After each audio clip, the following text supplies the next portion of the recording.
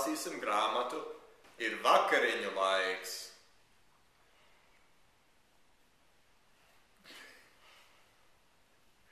Ir vakariņu laiks. Tur ir Varde.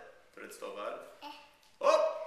Vien dienu Varde sēdēja uz baļķa, un tā Varde ķēra mušas.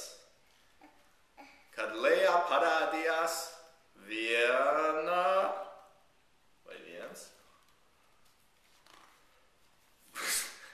maitas putns ar lielu knābu.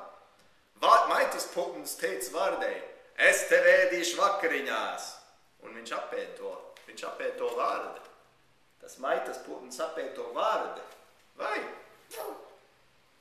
Tad viņš lidinājās pa ceļam, un pa ceļam viņš satika vienu gorillu.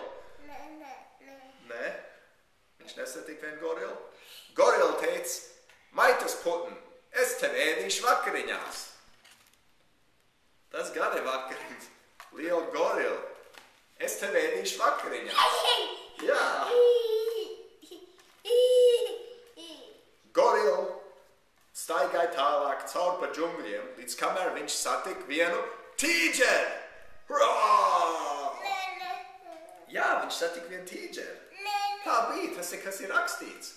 Tīģeris teica gorillai: es tev ēdīšu vakariņās.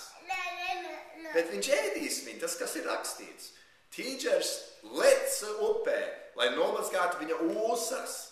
Un tur bija viens krokodils. Jā, tas tā bija.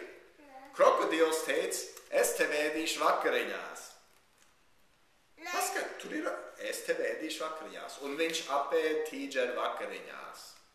Krokodils noslaucīja viņa acis un pludinājās ļoti lēnām ārā uz okeānu. Un tur viņš satika vienu haizivi. Tā bija. Un haizivs apēda krokodilu, un haizivs neko neteica. Un tā bija grāmata